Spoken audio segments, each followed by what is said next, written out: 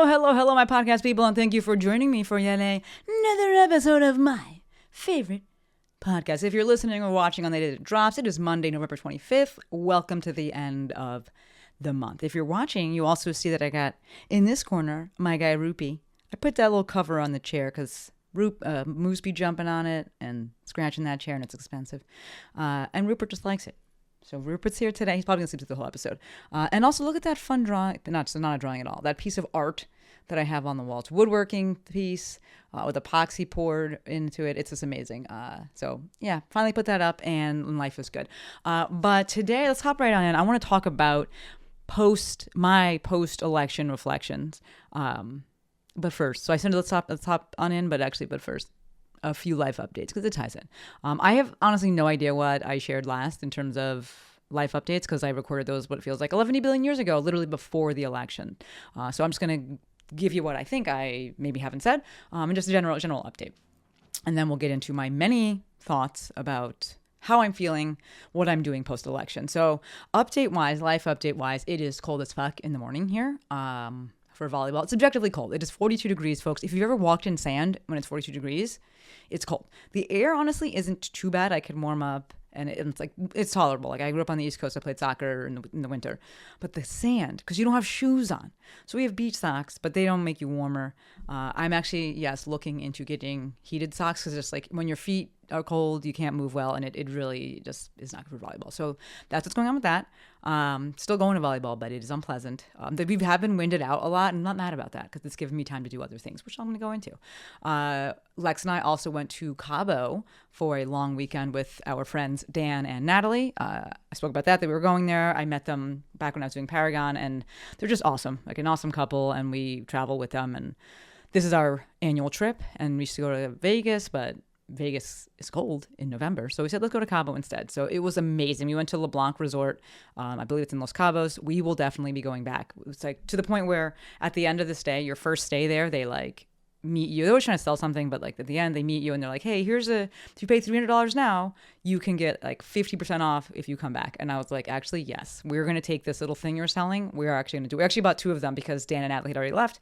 And they left so quickly, so close to like the checkout time. The pickup time that they didn't actually get the pitch. So we bought one for them, and then they paid me. But we're going back. I love the place. I do have some feels about you have your own butler. Like each floor kind of has their own butler, and they always like want to come in the room, and like the staff wants to come in the room to like deliver the stuff. And I get it, so you get them tips. But I definitely have some feels around the whole like. People go to these resorts and feel, I don't know, in my mind, people go to these things and feel rich because they have like slaves working for them. And I'm like, this is problematic. But the food was amazing. And what I would like to do next year is actually talk to the staff and talk to the main person, like our butler, and be like, hey, I'll pay you more to not have this interactions because I don't like it. I can like pour my own coffee. It's okay. So we will be going back, but I'm going to try to change that experience for sure. But it was overall, besides like really, really good. Weather is perfect. Just loved it. The food was so good. Different restaurants. It was all inclusive. It was great. If you have more questions about that, I'm happy to talk about that. Other thing we did was we actually had Friendsgiving last night. So when this comes out, it'll have been a week ago. But Jen Frabroni, she got married, changed her name. Doc Jen Fit. She hosted it. There was like 20 plus of us there. Those folks from like the movement world. Venus was there. Julia Glanz was there. Sierra was there. Yanni was there. It was just, I'm like, who major else am I forgetting? Sohi was there. It was great. Everyone made something. It was just really nice to see everyone. And also, every time I hang out with them kind of like once a year. And every time it's just like a reminder that time is passing, but like not in a bad way, of just like how far we've come, how much we've done. People's families are growing. People get married. People are having kids. Jen is having her second kid. There's a lot of kids there. I fucking don't want any kids. I'm like, kids are fine, but like I'm not like, oh, pick me and like love me. I'm like, it's fine if you don't want to hang out. Like your face is sticky. It's totally fine. But I also am very happy for the parents because obviously they're like, I made this. This is my kid. Yay. So it was just really nice to see, like, I met Jen and Yanni years ago before I even moved here. And, they drove to my rock tape course in Vegas. And I'm just like, dude, we've just been through a lot together. So that was really, really nice. And then next Wednesday, I'm heading out to my family's for Thanksgiving. Lex and I are heading out there, and I'm really looking forward to it. That is my holiday. That is our holiday. Christmas is my brother's birthday, so I celebrate it in that regard, but Christmas has never been like a real big thing for me. We do have the tree up. I was like, Lex, do you want to put it up? It's a fucking fake tree, but like, do you want to put it up? I know it makes you happy. And she does all of it because she really loves it. I'm like, I don't need a tree. I could not put up a tree, but I was like, hey, if you want to put it up, we'll take it out and do whatever you need me to do. Which was very little, so thank you, Lex. But Thanksgiving is my shit, and so I'm really, really excited about that. But those are all the updates, and now let's get into this episode. I'm thinking it's going to be a little bit of a longer episode just from how the outline is, but I'm also speaking very quickly right now, so maybe we'll get through it quickly because I have a lot of feels about this, and I was actually really excited to get this episode out. I've been sitting with thoughts and thinking, should I write some stuff down? And I just write it down. I write it out as an outline first. But thinking of like, should I communicate it as a written thing, as a blog? And it is just absolutely easier for me to speak. And this is the first time that I'm getting all of my thoughts out in one place. I have been putting some stuff out, but this is one place, all the things, all the thoughts, they are more organized. And I'm excited to share these thoughts, of which I have had many. So the election, the results of that election, of the presidential election, were for me unfortunate, right? Were to me unfortunate, but not unexpected. Right? They were not surprising. Like I've said before, I don't believe that anyone is going to save me, let alone a politician. So I'm not like, I'm so disheartened, I'm so distraught that it wasn't Kamala. Like, it's not that I think that she was going to be our savior by any means. I immediately fucking know. But even being able to anticipate, the outcome, or at least not being surprised by the outcome, it still hit me. It definitely still impacted me. And this was like most outwardly evident by just my decreased output. My decreased posting, like not even close. Usually I do daily posting, and I've posted 5 times since the election. And one of those was to say happy birthday to my grandma because she's the fucking best. Mind you, I usually post daily. So that's 5 posts over 13 days, which for some you're like, oh, that's fine. Like that's actually very low for me. Haven't been doing many stories. Yes, I went away during that to Cabo. And actually I did a post when I was at Cabo because the muse hit. But I was also slow with posting before then because I was coming off of a launch and then like election stuff was happening. I was just not posting a lot. I wasn't feeling it. I have kept up with my weekly emails, but honestly, one of them I almost didn't write. I actually went to bed and I was like, fuck it, I'm not writing this. It's not there. I'm not going to force it. But then the muse visited me while I was sleeping. And in the morning, I literally sat in bed and I wrote it in the morning. So actually, we will link that in the show notes because my emails are public. So Courtney, I will link that in the show. I will link that in the outline, Courtney. And then if you can link that in the show notes, thank you. But all that to say that the outcome of the election has absolutely weighed on me, and it's taken me some time to really figure out why. And I almost hesitate to like say it's taken me some time because it like hasn't been that long. It's been like 2 weeks.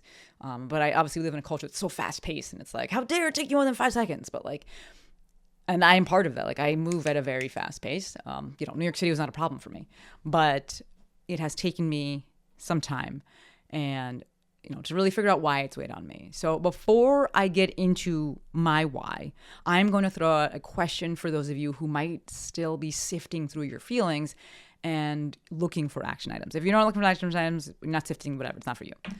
But the question is, if the results of the election affected you, why did they affect you? And what can you do about that?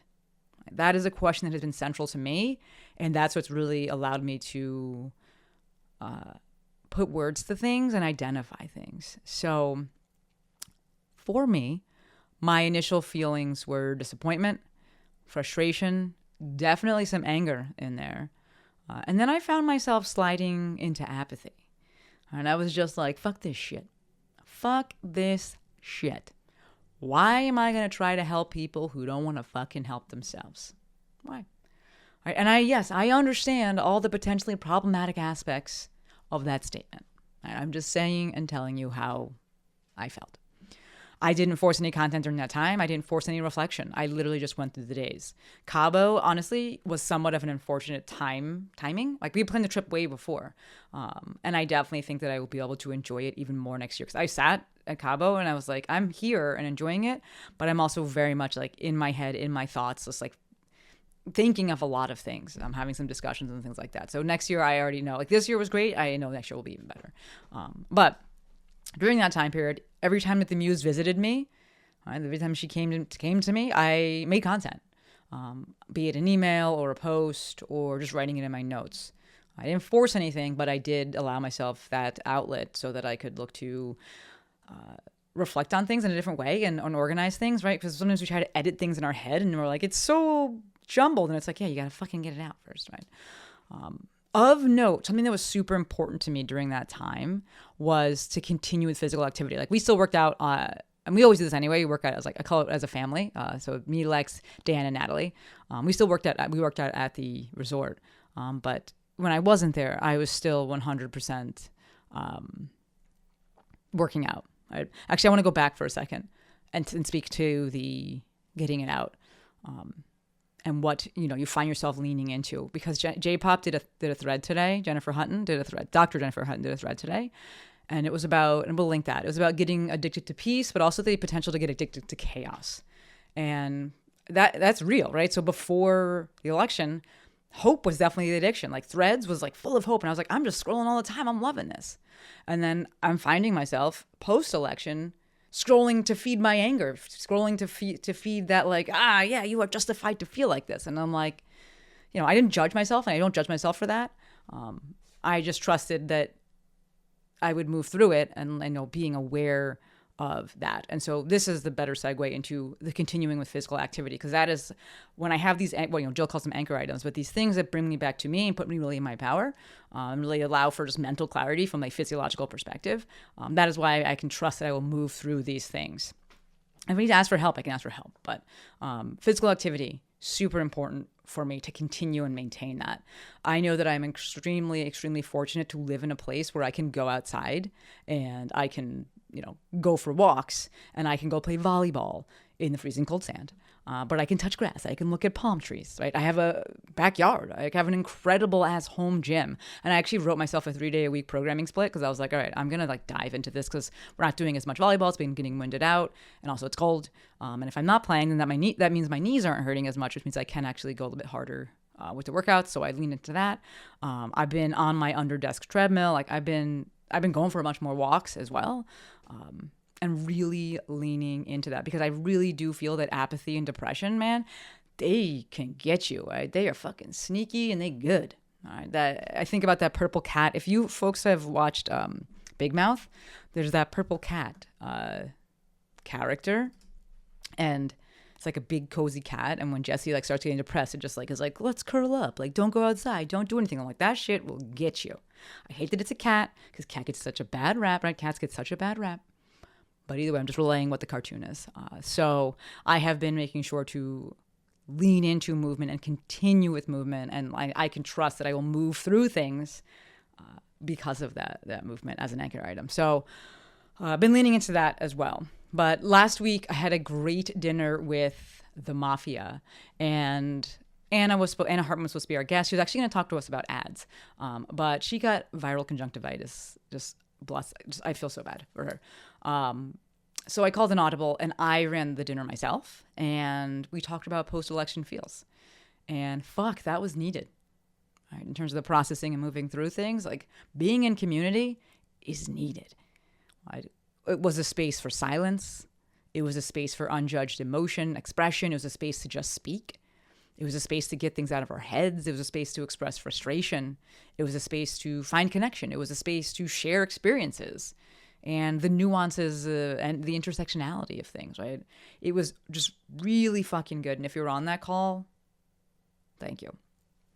I also have spent this past few weeks having really good discussions with two people in particular, J-Pop, Dr. Jennifer Hutton, and exchanging some hilarious Instagram content and social media content with Yusei, Dr. Uchenna Osai.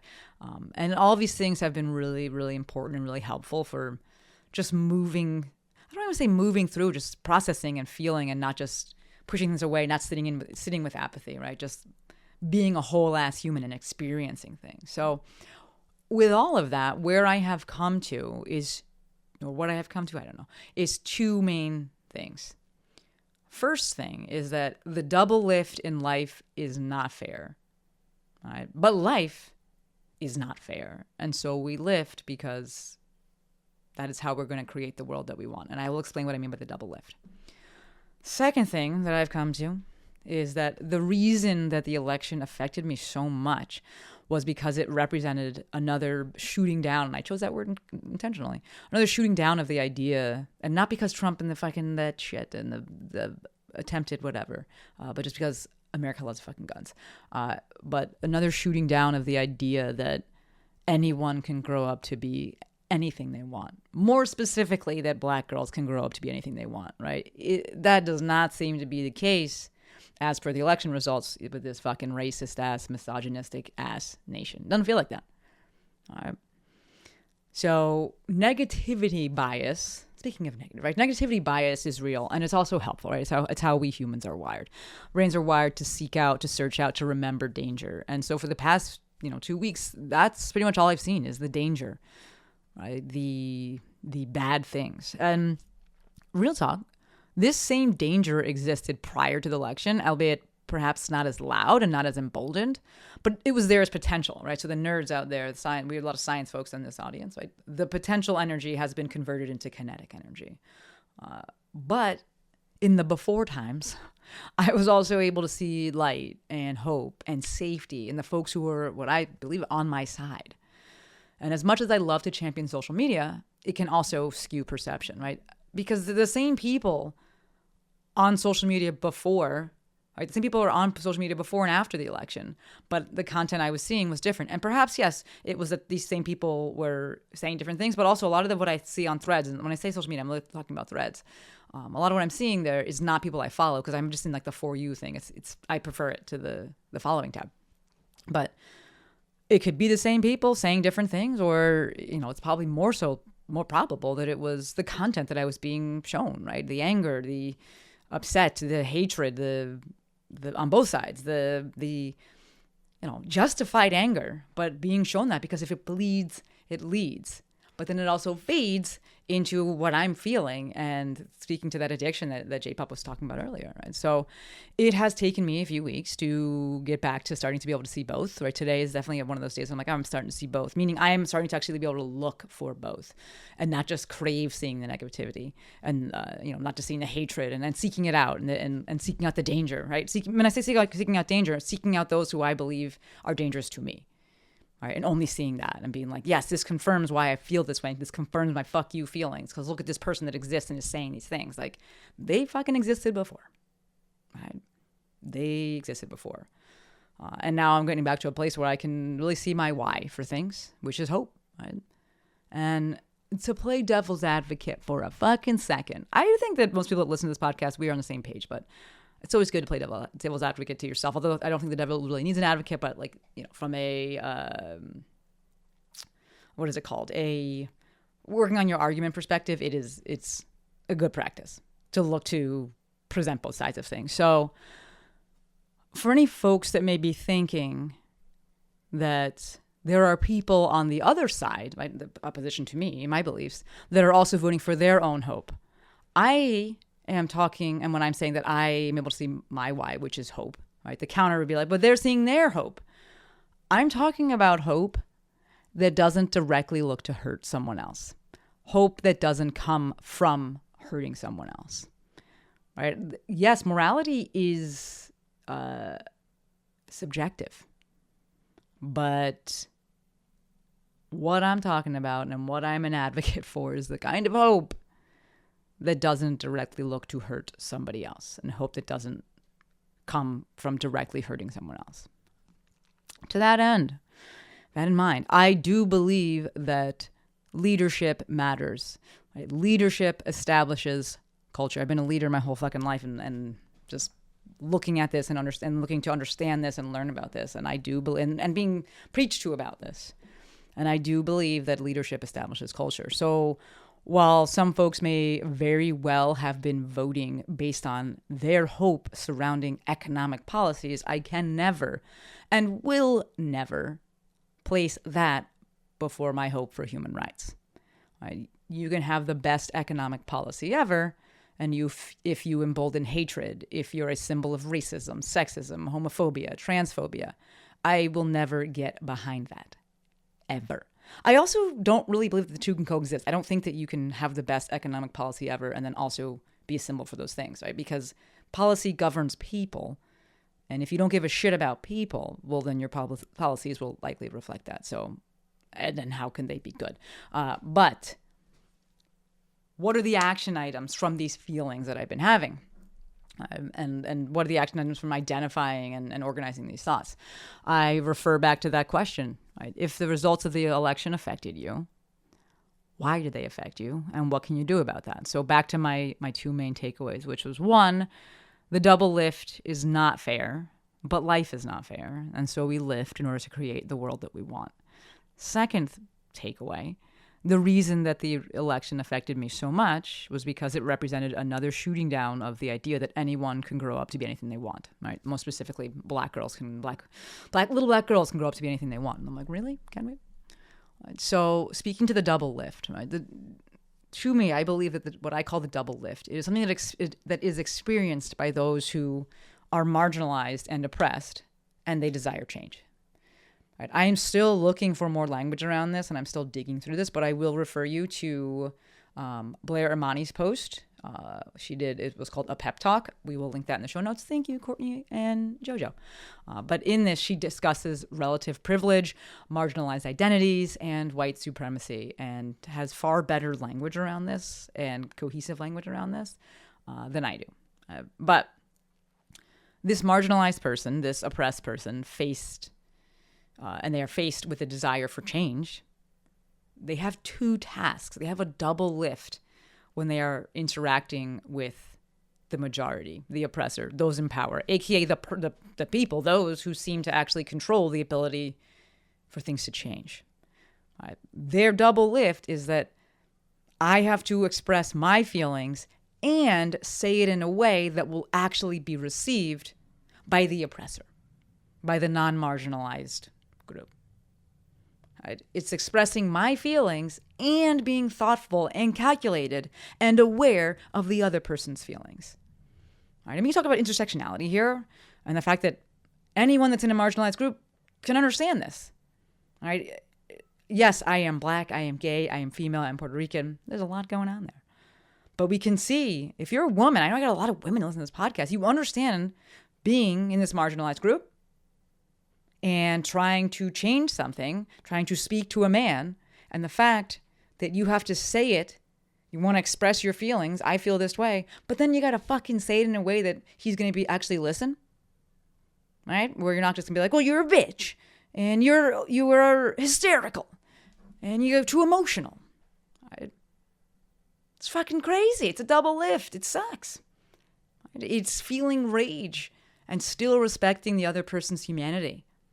Right? That person who has perhaps chosen to not respect your humanity at all. It is something that admittedly I am still very much working on. And I'm leaning on James Olivia's work for this. James Olivia is inquisitive_human on, I said underscore so long like that. It's not written out. It's like literally an underscore, inquisitive_human on Instagram. And we'll link that. I've done a bunch of podcasts with them as well, so we can link all of that. Thank you, Courtney. But even in leaning on that work, the work brings me frustration because there's so much critical thinking that it requires, and it's just like, fuck, this is a double lift. I can't just say the things, right? It's living in this space of take no bullshit, but also I want to have discussion and inviting discussion. If sometimes it feels like within those discussions, I got to listen to bullshit, but I'm trying to understand the other person. It's looking to dismantle systems of oppression without oppressing the other.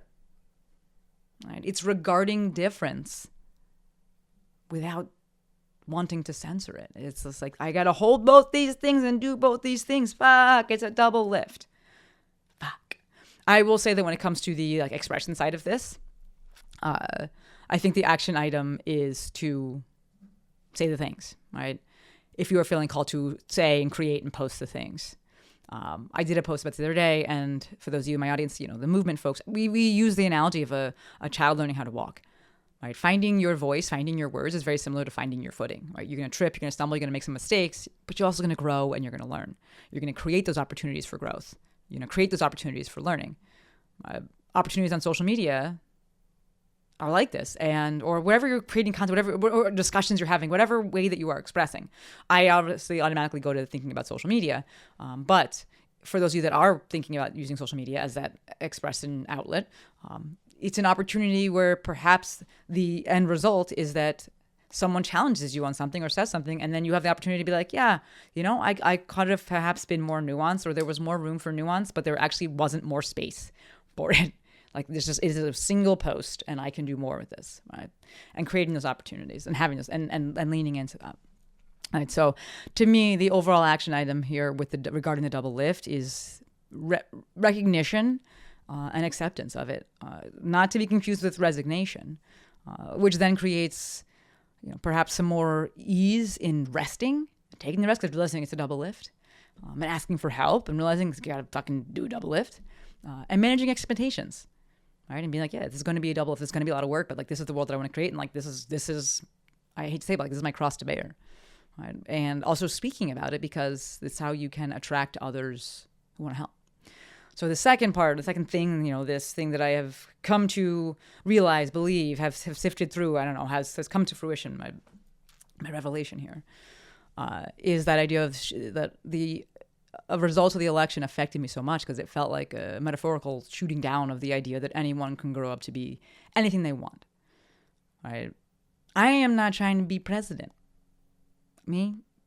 Not even because of how I am. I was like, I don't fucking want to be president. It sounds like the worst job ever. But like, I'm not trying to be president. But to think about someone like me, black, female, gay, Puerto Rican, trying to be president and seeing like, no, you cannot. This country is not ready. This country does not want that. And they're going to sit and say there was policy based, and it's like, okay, but also how are we going to overlook this other bullshit? But seeing that and being like, this country has so fucking far to go. It is disheartening. And you're like, no, you can't grow up and be whatever you want. You can grow up and be whatever white people say you can be and whatever white people will allow you to be. But my answer to this, my action item, is in that answer, right? Of I'm not trying to be president.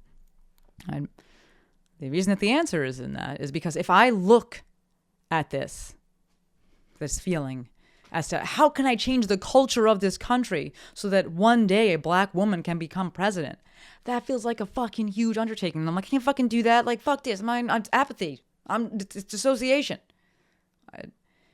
If I flip that and I look at it as how can I help people believe that they can grow up to be anything they want, that feels way more attainable. Way more attainable. And it's also what I've been doing for so fucking long.